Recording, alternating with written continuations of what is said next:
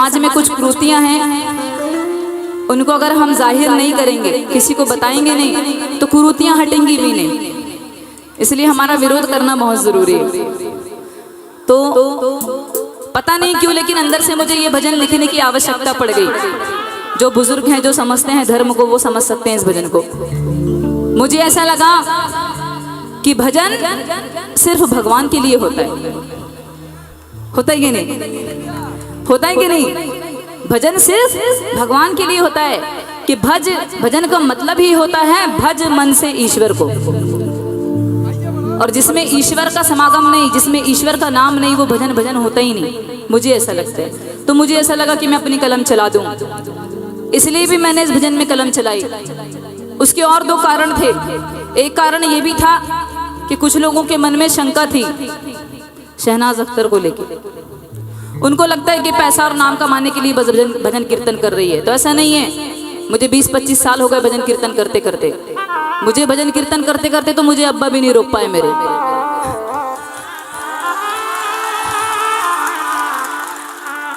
जिस प्रकार रावण के घर में विभीषण ने जन्म लिया, श्री राम भक्त, जिस प्रकार सहस्त्र अर्जुन के घर में विष्णु भक्त प्रहलाद ने जन्म लिया, उसी प्रकार समझ जाइए शहनाज अख्तर ने कहाँ जन्म लिया।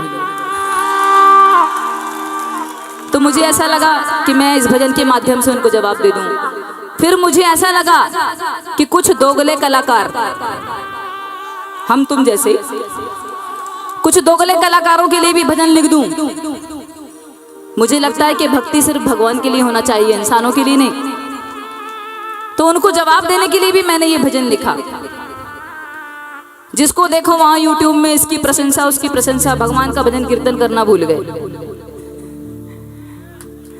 कोरोना काल को। भगवान ने कर्मठ ली थी, पूरे अब्बा अम्मा सब दिखा दिए थे इंसान को, लेकिन कलाकार सब भूल गए। पता चला आज मरा, कल तीसरा भी नहीं हुआ, उधर गाना बन गया, यूट्यूब में डल गया, इसको श्रद्धांजलि। अरे भाई, श्रद्धांजलि देना तो घर में जाके दे दो ना, परिवार में बैठ के आ जाओ। जरूरी नहीं कि आप गाना बनाओगे तो ही उनको श्रद्धांजलि जाएगी। मुझे ऐसा लगा। फिर मुझे ऐसा लगा कि भजन लिख ही डालूं। फिर ये भजन मैंने उन लोगों के लिए भी लिखा जो हमारी देवी गौ माता को निर्ममता से उनकी हत्या कर देते हैं। उन हत्यारों के लिए भी लिखा। तो अब मैं वो भजन सुनाने जा रही हूँ। अगर आपको पसंद आए तो उठ के नाचने लगना, क्योंकि मुझे ऐसा लगता है कि भजन कीर्तन हमें झूम झूम के करना चाहिए। अरे मुन्नी बदनाम में जमाना नाच रहा है, फिर तो हम भक्त हैं। भगवान की भक्ति में नहीं नाचेंगे तो मुन्नी बदनाम में नाचेंगे क्या? है कि नहीं? इसलिए भजन कीर्तनों में झूमना ही चाहिए। इतना झूमो कि लोग पागल बोलने लगे। मैं तो हूं ही महापागल।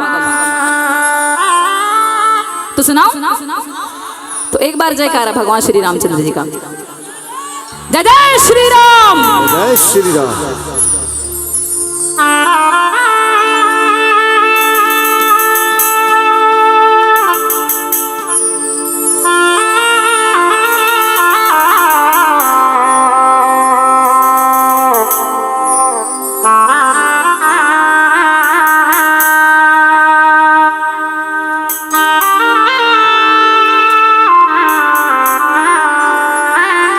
तो भजन ऐसा होना चाहिए कि जो राम दीवाने हैं।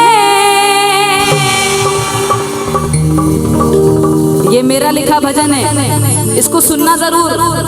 मेरे YouTube चैनल पे जाना, शहनाज अख्तर पे, और भगवा लहराएंगे सर्च करना, फिर आपको समझ में आ जाएगा मेरी भावनाएं क्या हैं भगवान के लिए। कि जो राम दीवाने हैं जयकार लगाएंगे।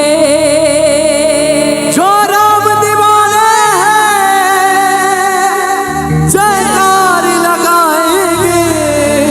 कि जो राम दीवाने हैं जयकार लगाएंगे।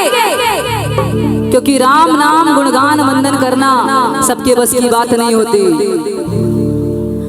राम का नाम लेना सबके बस की बात नहीं होती, लेकिन किंतु परंतु श्री राम का नाम जाप करने के लिए शहनाज अख्तर जैसे जिगरे की जरूरत है चाचा। क्या समझे?